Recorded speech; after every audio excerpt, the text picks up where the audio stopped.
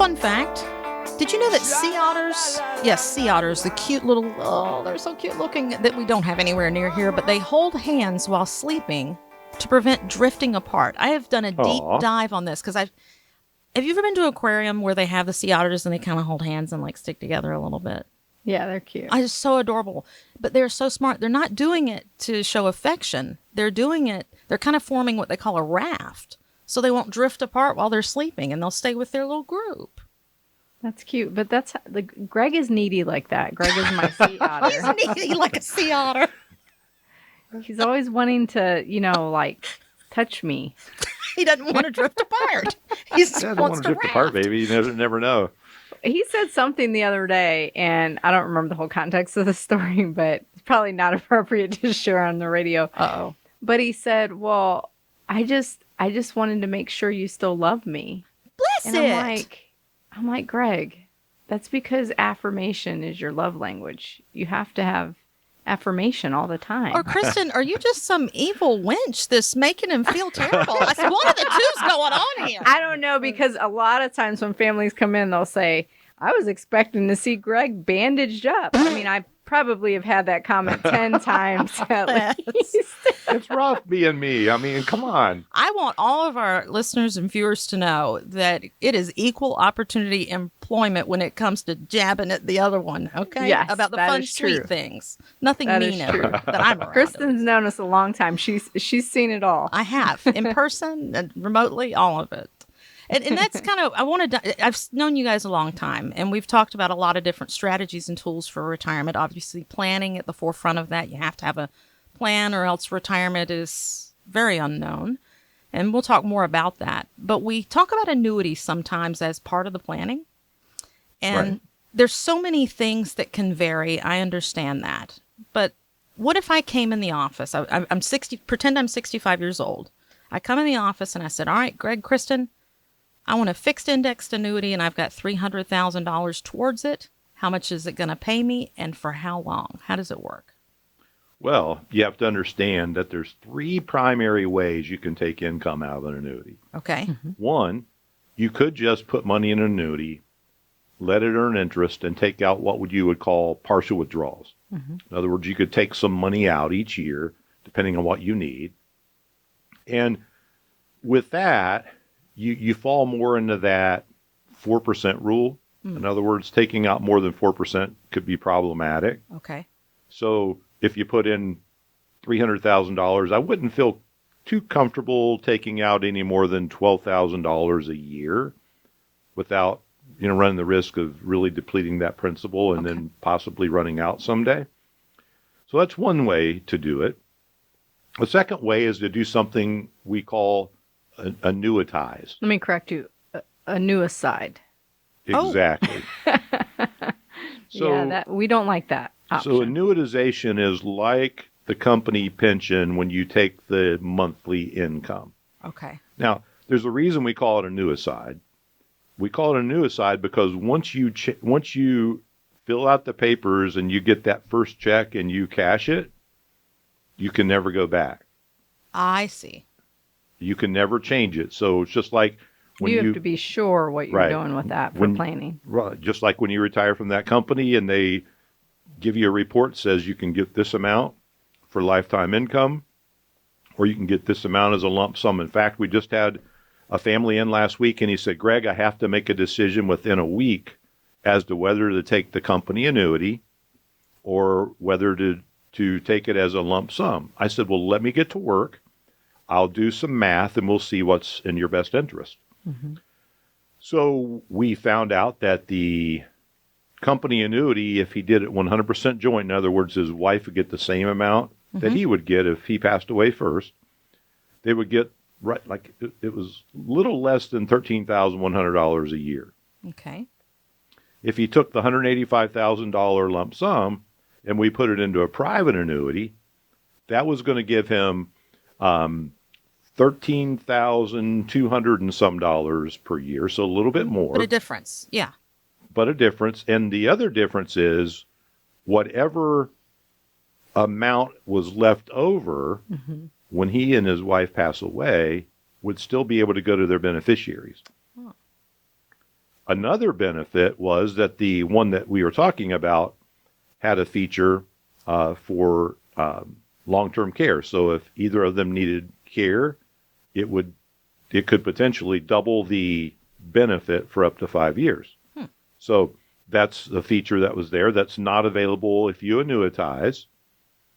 And, a lot of times you can get more income with other tools, which we'll talk about the third one here in just a second. And you now have the peace of mind of knowing if you both pass away unexpectedly that the money isn't going to be gone. Right. That's one of the big reasons people don't like the company pension. Understandably. And we've had people from Honda, from AEP, from all over, companies all over the city that come in and they'll ask, okay, is it better to take the monthly annuity or is it better to take the lump sum? And we just have to do the math.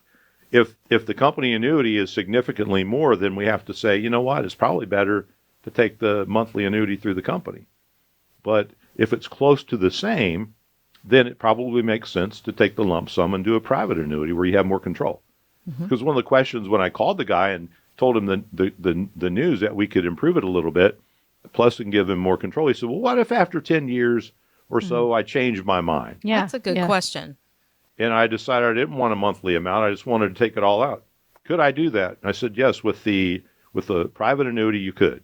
Whatever's left in the account, if you want to cash it out later, you can. I'm sure there's a penalty for changing the rules. Not after 10 years. Not During the after first 10 10 years. years, yes. That was his question. I was in the room when that conversation was happening. Okay. Yeah. So with that, if you do annuitize, you can choose single life only. You can choose a joint life option, or you can choose a period of time. We just began working with a family who had, the wife had inherited an annuity from her mom that her mom had for like 30 years. I mean, it had grown from $50,000 to, she originally put in 100, but this lady had a sibling. So from $100,000 to $500,000. Okay. Over the years. Wow. And so she inherited half of that, $250, but the cost basis on that $250 was only $50,000, and she didn't want to take it all out and pay all the tax Of course. Yeah. from the gain. Who does?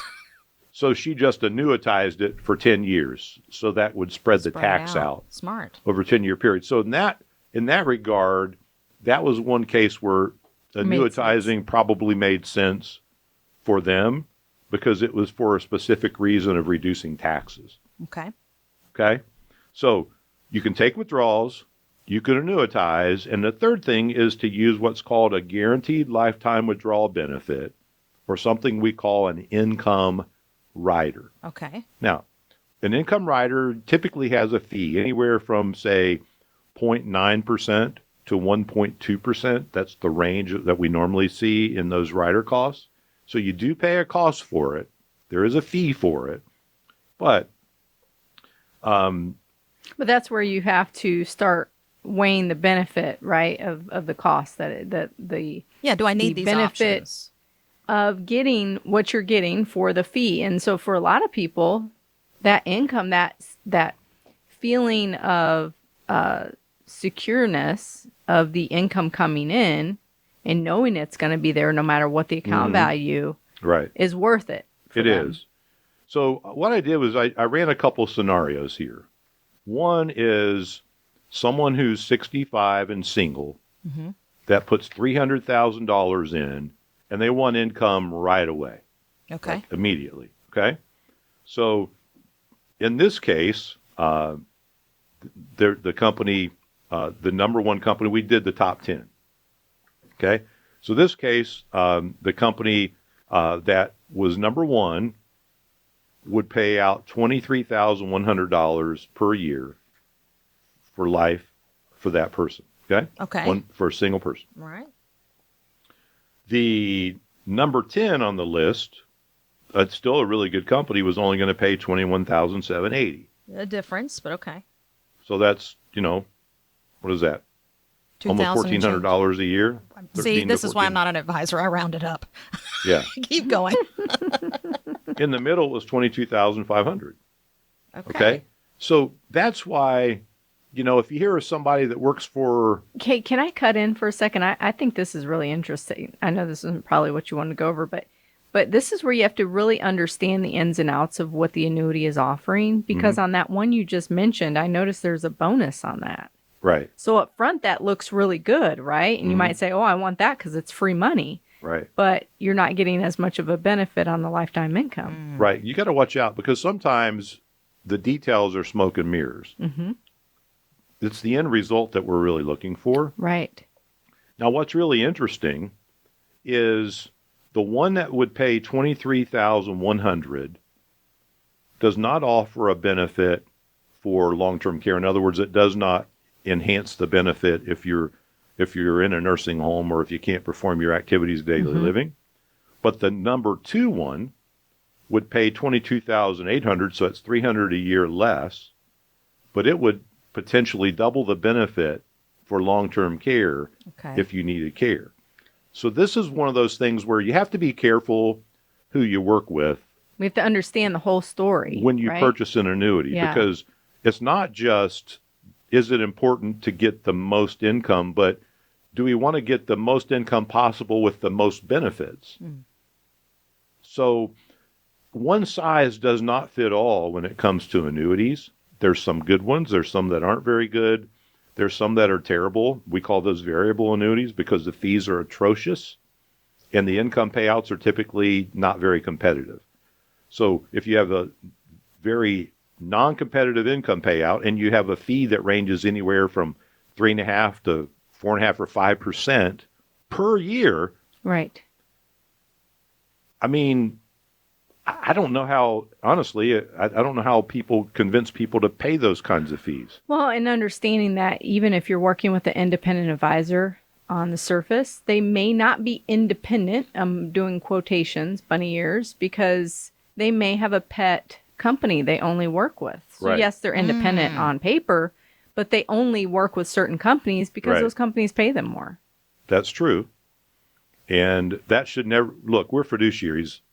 What we make should never be in our discussions. Yeah, this is the kind of report we look at. It right? is a report. And so I have to look at what's in the client's best interest. And is it important to have long-term care benefits that are not an insurance policy that you're paying for? Now, you say when you're a fiduciary, what you make should not be in those discussions. What you mean is it shouldn't be in the discussion of what's best for the client. It's Right. fine. Correct. But the client's aware. The client, yes. absolutely. Oh, Okay. yes. I mean, in fact, we show the clients exactly what we earn.